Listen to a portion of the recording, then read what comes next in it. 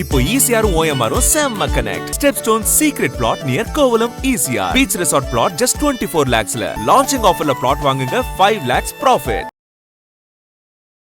அப்படின்னா ராதிகா அவர்கள் வந்து கையெடுத்து கும்பிட்டு கெஞ்சினாங்க.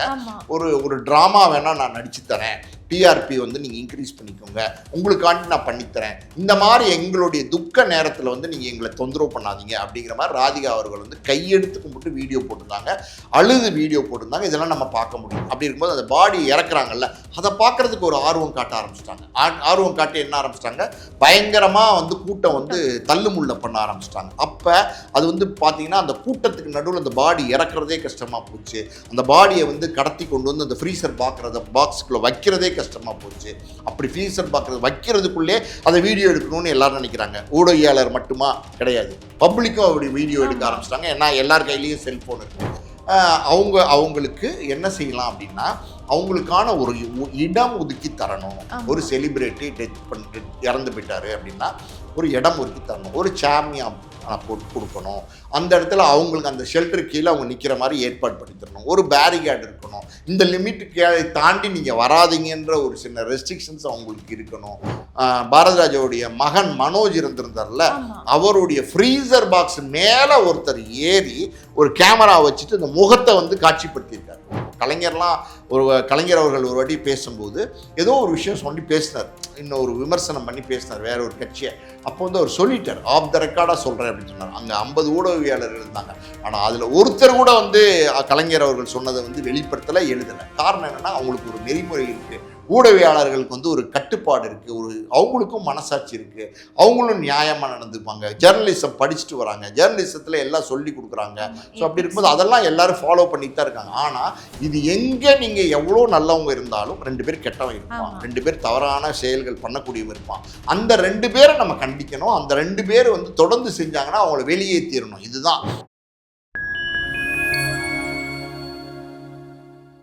நேயர்களுக்கு வணக்கம். இன்னைக்கு நம்ம கூட சினிமா விமர்சகர் மற்றும் ஆஸ்கர் மூவிஸ் ப்ரொடியூசர் பாலாஜி பிரபு சார் இணைஞ்சிருக்காங்க. வணக்கம் சார். வணக்கம். ஓகே சார், இப்போ வந்து ரீசெண்ட் நடிகரும் இயக்குனருமான பாக்யராஜ் சார் வந்து இறந்துட்டாரு. ஸோ அவருடைய இறுதி சடங்குல வந்து நிறைய விஷயங்கள் வந்து நடந்துட்டு இருந்து. அதுல ஒன்று முக்கியமா என்னன்னா, ராதிகா அவர்கள் வந்து கையெடுத்து கும்பிட்டு நிறைய விஷயங்களை வந்து பேசியிருந்தாங்க. ஊடகவியலாளர்கள் வந்து அங்க ரொம்பவே வந்து எல்லையை மீறாங்க அப்படின்னு. ஸோ இப்பெல்லாம் வந்து கொஞ்ச நாளாவே இந்த விஷயம் வந்து நிறைய பேர் வந்து சொல்லிட்டு தான் இருக்காங்க. ஸோ உண்மையாவே ஊடகவியலாளர்கள் வந்து எல்லையை மீறிட்டு இருக்காங்களா? ஆக்சுவலிமா இது சரியாக சொல்லணும் அப்படின்னா, தெளிவாக புரிஞ்சுக்கிற மாதிரி சொல்லணும் அப்படின்னா, ஊடகவியலாளருடைய பொறுப்பு என்ன? ஒரு செய்தியை வந்து மக்கள்கிட்ட கடத்துறது தான் ஊடகவியலாளரோட பொறுப்பு. இப்போ வந்து பார்த்திங்கன்னா, நேற்றுக்கு நடந்த சம்பவமே எடுத்துக்கங்களேன். பாக்யராஜ் சார் வந்து ஒரு செலிபிரிட்டி, அவருடைய மரணம், அவரை பற்றின செய்திகள் எல்லாமே பார்த்திங்கன்னா அங்கே நடந்துகிட்ருக்கு. அவருடைய வீட்டில் வந்து நுங்கம்பாக்கத்தில் நடந்துகிட்ருக்கு. இதை வந்து மக்களுக்கு கொண்டு போய் சேர்க்குறாங்க. அதாவது வந்து உலகளவில் இருக்கிற தமிழர்கள் வந்து பாக்யராஜ் சார் மறைஞ்சதை வந்து பார்க்கணுன்னு ஆசைப்பட்றாங்க, அங்கே என்ன நடக்குதுன்னு பார்க்கணுன்னு ஆசைப்பட்றாங்க. இதெல்லாமே வந்து தகவல்கள் தான். அதாவது வந்து வீடியோவோட வந்து தகவல்கள் வந்து கொண்டு போய் அவங்க சேர்க்கிறாங்க. இதுதான் வந்து ஒரு ஊடகவியலாளருடைய பணி. அவங்க இதை வந்து தகவலை வந்து சொல்லத்தான் செய்வாங்க. அதுதான் அவங்களோட வேலை, அதுதான் அவங்களோட கடமை. அப்படின்னும் போது அவங்க அதை செஞ்சாங்க. அது செய்கிறதுல வந்து நம்ம எந்த வித தவறும் நம்ம சொல்லிட முடியாது. அதாவது எப்படின்னா, ஒரு காலத்தில் வந்து அச்சு ஊடகங்கள் இருந்த காலகட்டத்தில் பார்த்தீங்கன்னா, இதே மாதிரி செலிபிரிட்டிஸ் மறைஞ்சாங்க அப்படின்னா அன்னைக்கு வீடியோலாம் கிடையாது, அன்னைக்கு யார் கையிலையும் செல்ஃபோன் கிடையாது, எதுவுமே கிடையாது. வருவாங்க, ரிப்போர்ட்டர்ஸ் வருவாங்க, ஒரு ஃபோட்டோ எடுப்பாங்க, ஒரு ரிப்போர்ட் எழுதுவாங்க. அதை வந்து அடுத்த நாள் காலையில் தான் அது வந்து பிரசுரமாகும். அதாவது தமிழ்நாட்டில் இருக்கிற மக்கள், ஏன் உலகளவில் இருக்கிற மக்கள், தமிழ் மக்கள் வந்து பார்த்திங்கன்னா அந்த செய்தித்தாளை வாங்கி படித்து தான் அதை தெரிஞ்சுக்க முடிஞ்சது. அன்னைக்கு ஊடகங்கள் கம்மியாக இருந்தது. இன்றைக்கெல்லாம் எப்படின்னா, அந்த அச்சு ஊடகங்கள்லேருந்து மாறி மொத்தமாகவே காட்சி ஊடகங்களாக மாறி போச்சு. காட்சி ஊடகங்கள், அதாவது சோஷியல் மீடியா அப்படிங்கிற ஒரு விஷயம் வந்து வந்துருச்சு. இன்றைக்கி அது ஒரு பவர்ஃபுல்லான ஒரு வெப்பனாக இருக்குது, ஒரு ஆயுதமாக இருக்குது. இன்றைக்கி வந்து பார்த்திங்கன்னா யூடியூபு, இன்ஸ்டா, ட்விட்டரு, ஃபேஸ்புக், இப்படி பலவிதமான வந்து ஊடகங்கள், அதாவது வந்து பலவிதமான மீடியாக்கள் வந்து இன்றைக்கி வந்துருச்சு. அப்படின்னும் போது இதில் யார் வேணாலும் தங்களுடைய கருத்தை வந்து எடுத்து பதிவிட்டுக்கலாங்கிற ஒரு காலகட்டமும் வந்துருச்சு. ஸோ இன்றைக்கி அந்த ஊடகங்கள் வந்து பார்த்திங்கன்னா, குறிப்பாக யூடியூப் சேனல்ஸ் வந்து ரொம்ப பெருகிடுச்சு, ரொம்ப பெருகிடுச்சு. 100க்கு மேலே வந்து யூடியூப் சேனல்ஸ் வந்து இந்த மாதிரி ஒரு மறைவு அப்படின்னும் போது அதை உடனே வந்து பார்த்திங்கன்னா அந்த செய்தியை வந்து மக்கள்கிட்ட கொண்டு போய் சேர்க்கணும்னு ஆசைப்பட்றாங்க. அந்த செய்தி மக்கள்கிட்ட சேர்க்கணும்னு ஆசைப்படுறது தான் அந்த ஊடகவியலாளர்களுடைய தொழில். ஸோ அதை தான் அவங்க செஞ்சுருக்கிறாங்க, அது தப்பாக சொல்ல முடியாது. ஆனால் இங்கே பிரச்சனை என்ன அப்படின்னா, அன்னைக்கு வந்து ஒரு 10 பேர் இருந்தாங்க அப்படின்னா இன்னைக்கு வந்து ஒரு 100 பேர் இருக்காங்க, 200 பேர் இருக்காங்க. அப்போ 200 பேரும் எப்படின்னா ஒரு செய்தியாளர், ஒரு மைக்கு, ஒரு கேமரா இப்படி வரும்போது ஆட்டோமேட்டிக்காகவே அங்கே வந்து ஒரு பெரிய கூட்டம் வந்த மாதிரி தெரியுது. ஆனால் அத்தனை பேரும் ஊடகவியாளர்கள் தான் அப்படின்னு ஒரு பக்கம். இன்னொரு பக்கம் பார்த்தீங்கன்னா அத்தனை பேரும் ஊடகவியாளர்களா அப்படின்னா அப்படியும் நம்ம சொல்ல முடியாது. ஏன் அப்படின்னா இன்னைக்கு எல்லா கையிலையும் செல்ஃபோன் இருக்குது. அங்கே போகிறவன் வரவன், பைக்கில் வரவன், பொதுமக்கள் எல்லாருமே செல்ஃபோன் எடுத்துக்கிட்டாங்க. எல்லாருமே பார்த்தீங்கன்னா அந்த செல்ஃபோனில் வீடியோ எடுக்கணும்னு நினைக்கிறாங்க. இந்த மாதிரி செலிபிரிட்டிஸோட வீடியோவை அவங்க எடுக்கணும்னு நினைக்கிறாங்க. அதில் அவங்க ஆர்வம் காட்டுறாங்க. ஸோ இதை வந்து ஊடகவியாளர் ஒரு பக்கம் அவங்களுடைய தொழில், இன்னொரு பக்கம் பொதுமக்கள் அவங்க ஒரு பக்கம் ஆர்வத்தில் வந்து பண்ணுறாங்க. இதெல்லாம் நம்ம எந்த விதத்துலையுமே தப்பாக சொல்ல முடியாதுமா. ஏன்னா வந்து அவங்க ஊடகவியாளருடைய தொழில் அது, அதை அவங்க தான் அந்த தொழிலை தான் செய்கிறாங்க. அதை நம்ம தவறாகவே சொல்ல முடியாது. ஆனால் இந்த இடத்துல ஒரே ஒரு விஷயத்தை நம்ம குறிப்பிட்டு பேசணும். அது என்ன அப்படின்னா, ராதிகா அவர்கள் வந்து கையெடுத்து கும்பிட்டு கெஞ்சினாங்க. ஒரு ட்ராமா வேணால் நான் நடிச்சு தரேன், டிஆர்பி வந்து நீங்கள் இன்க்ரீஸ் பண்ணிக்கோங்க, உங்களுக்காண்டி நான் பண்ணித்தரேன், இந்த மாதிரி எங்களுடைய துக்க நேரத்தில் வந்து நீங்கள் எங்களை தொந்தரவு பண்ணாதீங்க அப்படிங்கிற மாதிரி ராதிகா அவர்கள் வந்து கையெடுத்து கும்பிட்டு வீடியோ போட்டிருந்தாங்க, அழுது வீடியோ போட்டிருந்தாங்க. இதெல்லாம் நம்ம பார்க்க முடிந்தது. அதுக்கு காரணம் என்ன அப்படின்னா, நடந்ததை நான் சொல்கிறேன். பாக்யராஜ் அவருடைய மறைவு, அவர் வந்து பார்த்தீங்கன்னா வீட்டிலேயே மறைஞ்சிட்டார். காலையில் வாக்கிங் போனார், வந்தார், மறைஞ்சிட்டார். உடனே பார்த்தீங்கன்னா ஆம்புலன்ஸ் கூட எடுத்துகிட்டு போகல, கார்லேயே ஏற்றிட்டு போய் அப்போலோ ஹாஸ்பிட்டலில் வந்து காமிச்சிருக்காங்க. இறந்துட்டார் அப்படிங்கிற செய்திகள் வந்து சொல்லப்பட்டிருக்கு. ஒரு பெரிய ஹாஸ்பிட்டல், அங்கே பாக்யராஜ் சார் இறந்துட்டார் அப்படின்னும் போது அந்த செய்தி வந்து அது வெளியிடுறதுக்கு முன்னாடியே பார்த்தீங்கன்னா காட்டுத்தீ மாதிரி பரவ ஆரம்பிச்சிச்சு. அதுக்கு ஒரு காரணம் இருக்குது. என்ன அப்படின்னா, அவர் மிகப்பெரிய ஒரு செலிபிரிட்டியாக இருந்தவர், மிகப்பெரிய ஒரு நடிகராக இருந்தவர், மக்கள் மனசில் வந்து இடம் பிடித்த ஒரு நல்ல ஒரு நபராக இருந்தார். அவர் வந்து திடீர்னு மறைஞ்சிட்டார். இங்கே நீங்கள் வந்து ஒரு நோய்வாய்ப்பட்டு இருந்தார், ஒரு மாதமாக. பாரதிராஜா சாரே நம்ம உதாரணமாக சொல்லலாமே, ஒரு மாதத்துக்கு மேலே நோய்வாய்ப்பட்டு இருந்தார், வயோதிகம் இருந்தது. அதனால் அவருடைய இறப்பு அந்த செய்தி சொல்லப்பட்ட போது அது வந்து உங்களுக்கு ஒரு தாக்கத்தை ஏற்படுத்தலை. மறைஞ்சிட்டார் அப்படிங்கிறது வருத்தமான செய்தி தான், ஆனால் பெரிய ஒரு தாக்கம், ஷாக்குன்னு சொல்லுவாங்களா, அது வந்து இல்லை. ஆனால் பாக்யராஜ் சாருடைய செய்தி வந்து ஒரு மரண செய்திங்கிறது வந்து பார்த்தீங்கன்னா ஒரு பெரிய ஷாக்கை வந்து தமிழ்நாட்டு மக்களுக்கு. சரி, இதுக்கு முன்னாடி அவருக்கு உடம்பு சரியில்லை அப்படின்னு கூட நம்ம வந்து எந்த நியூஸும் கேட்டதில்லை. திடீர்னு அந்த நியூஸ் வந்தப்போ வந்து யாராலையுமே நம்ப முடியல, யாரு என்ன கரெக்டான நியூஸா இல்லைன்னா ரூமர்ஸானு தெரிஞ்சுக்கவே ரொம்ப நேரம் எடுத்துச்சு. ஆமாம், இந்த செய்தி அதான் நீங்கள் சொன்ன மாதிரி பார்த்தீங்கன்னா இந்த செய்தி யாராலையும் நம்ப முடியல. இந்த செய்தி வந்தோன்னே என்ன ஆகி போச்சுன்னா, பப்ளிக் வந்து பாக்யராஜ் சாரோடைய வீடு நுங்கம்பாக்கத்தில் இருக்குது, லேக் ஏரியாவில் இருக்குது, எல்லாருக்குமே தெரியும். ஸோ எல்லாருமே அங்கே வந்து கூட்டமாக வந்து நிற்க ஆரம்பிச்சிட்டாங்க ஒரு பக்கம். இன்னொரு பக்கம் பார்த்தீங்கன்னா ஊடகவியாளர்கள், நான் சொன்ன மாதிரி பார்த்தீங்கன்னா செய்திகளை வந்து மக்களுக்கு கடத்தி ஆகணும். அவங்க வந்து அவங்களுடைய பணியை செய்கிறதுக்காண்டி அவங்க வந்து கூட்டமாக வந்துட்டாங்க. அது காரணம் என்னென்னா, இன்றைக்கி வந்து பெருகி போச்சு, ஊடகம் வந்து பெருகி போச்சு. அதை தவிர்க்க முடியாது. ஒரு ஊடகம் இருந்தால் அவங்க மட்டும் எடுப்பாங்க, 100 ஊடகம் இருக்கும்போது 100 ஊடகமும் எடுக்கத்தானே செய்வாங்க. அவங்க இந்த செய்திகளை வந்து அவங்கவுங்க ஊடகத்தின் மூலமாக மக்களுக்கு சொல்ல தானே பார்ப்பாங்க. செய்திகளை முந்தித்தரது தான் வந்து ஊடகத்தினுடைய வேலை. ஒரு செய்தி இருக்குன்னா அந்த முந்தித்தரது மட்டும் இல்லாமல் அந்த செய்தியை பற்றி துல்லியமான விவரங்களை வந்து மக்கள்கிட்ட சொல்கிறது தான் வந்து ஊடகத்தினுடைய வேலை. அதுக்காண்டி அவங்க வந்துட்டாங்க. ஸோ இந்த பாடி, அதாவது வந்து அவருடைய உடல் வந்து பார்த்தீங்கன்னா அங்கே ஹாஸ்பிட்டல்லேருந்து ஆம்புலன்ஸில் வருது. இந்த பக்கம் பார்த்தீங்கன்னா பார்த்திமன் மாதிரி ஆட்கள், அவருடைய உதவியாளர் இருந்தவங்க, அவங்களுக்கு வந்து தகவல் போய் இந்த ஃப்ரீசர் பாக்ஸ்லாம் இருக்குல்ல, அந்த அரேஞ்ச்மெண்ட்லாம் அவங்க வந்து பண்ண ஆரம்பிச்சிட்டாங்க. அந்த அரேஞ்ச்மெண்ட்லாம் பண்ணி ஃப்ரீசர் பாக்ஸ்லாம் வந்துருச்சு. ஸோ பாடி ஆம்புலன்ஸ்லேருந்து வரும்போதே இது ஒரு செலிபிரிட்டி, நல்லா புரிஞ்சுக்கணுமா. செலிபிரிட்டின்னும் போது மக்களை பொறுத்த வரைக்கும் பார்த்தீங்கன்னா அவர் உயிரோடு இருக்கும்போதும் செலிபிரிட்டி, அவர் மறைஞ்சதுக்கு அப்புறமும் செலிபிரிட்டி. ஸோ அந்த மனநிலை தான் மக்களோட மனநிலை, அந்த மனநிலை தான் ரசிகர்களுடைய மனநிலை. அப்படி இருக்கும்போது அந்த பாடி இறக்குறாங்கல்ல, அதை பார்க்குறதுக்கு ஒரு ஆர்வம் காட்ட ஆரம்பிச்சிட்டாங்க. ஆர்வம் காட்டி என்ன ஆரம்பிச்சிட்டாங்க, பயங்கரமாக வந்து கூட்டம் வந்து தள்ளுமுள்ள பண்ண ஆரம்பிச்சிட்டாங்க. அப்போ அது வந்து பார்த்தீங்கன்னா அந்த கூட்டத்துக்கு நடுவில் அந்த பாடி இறக்குறதே கஷ்டமாக போச்சு. அந்த பாடியை வந்து கடத்தி கொண்டு வந்து அந்த ஃப்ரீசர் பாக்ஸுக்குள்ளே வைக்கிறதே கஷ்டமாக போச்சு.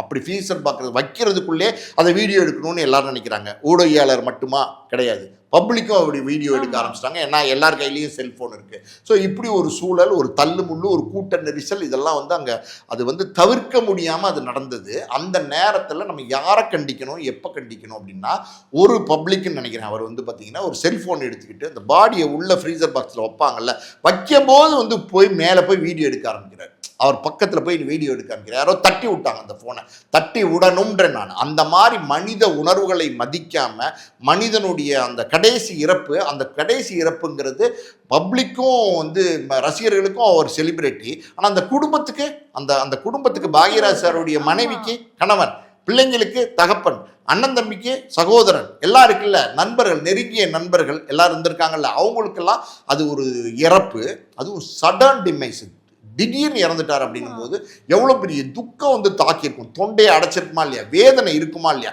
அவங்க வந்து இப்படி ஒரு, அதாவது காலையில் நல்லா இருந்த கணவன், காலையில் நல்லா இருந்த நம்ம அப்பா இன்னைக்கு வந்து இப்படி பணமாயிட்டாரே அப்படின்னும் போது அந்த வேதனை அவங்களுக்கு இருக்கும்ல.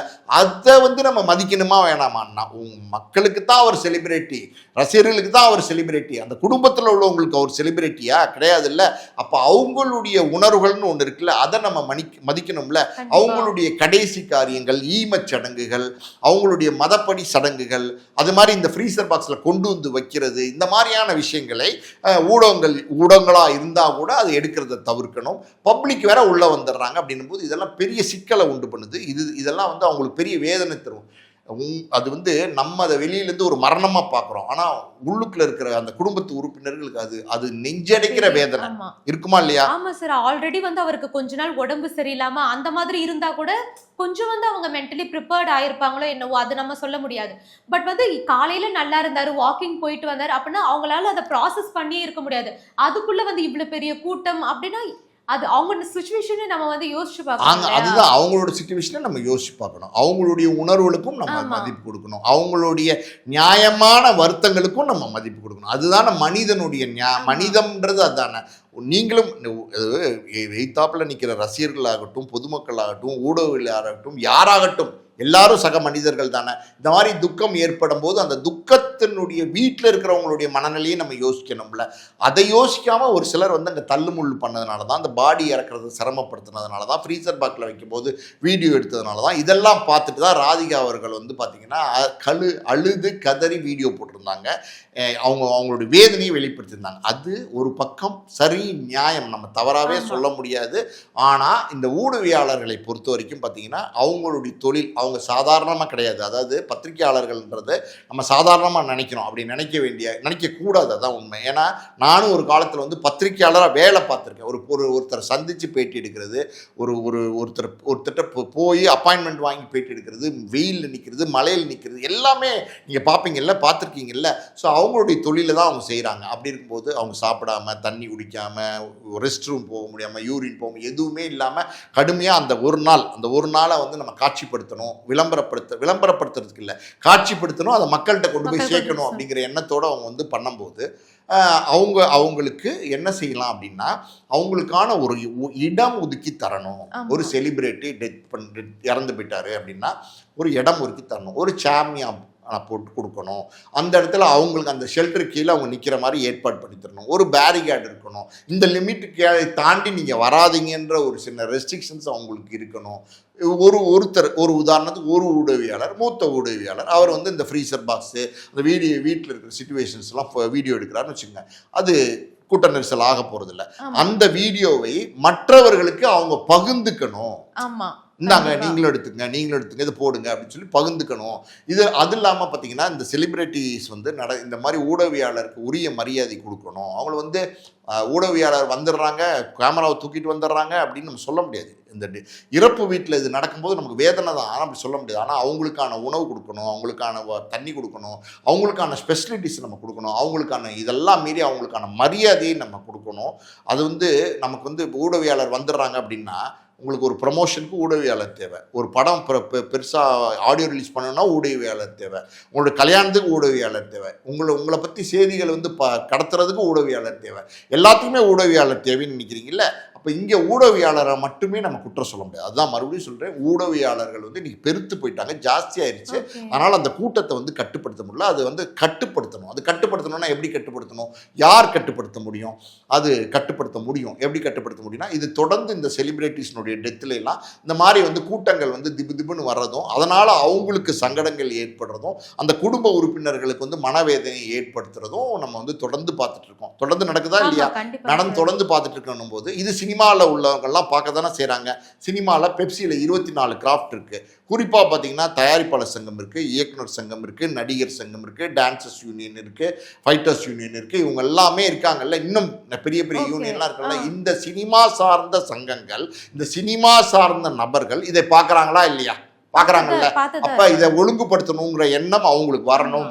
எப்படி வரணும், எப்படி ஒழுங்குபடுத்த முடியும்? ஒரு சங்கம், தயாரிப்பாளர் சங்கம், இயக்குனர் சங்கம், நடிகர் சங்கம், இப்படி பெரிய பெரிய சங்கங்கள் அவங்களாம் ஒன்றா கூடி பேசி அதுக்குன்னு ஒரு குழு அமைச்சு அவங்க வந்து அதை ஒழுங்குபடுத்துகிற வேலையில் ஆரம்பிக்கணும். பத்திரிக்கையாளருக்கு நான் சொன்ன மாதிரி அவங்களுக்கான ஷாமினா போட்டு கொடுத்து உணவுகள்லாம் கொடுக்கணும். அதே நேரத்தில் பார்த்தீங்கன்னா நடிகர் சங்கம்ன்றது பெரிய சங்கம், ஆயிரக்கணக்கான ஜூனியர் ஆர்டிஸ்ட் இருக்கிறாங்க, அதாவது துணை நடிகர்கள் இருக்காங்க.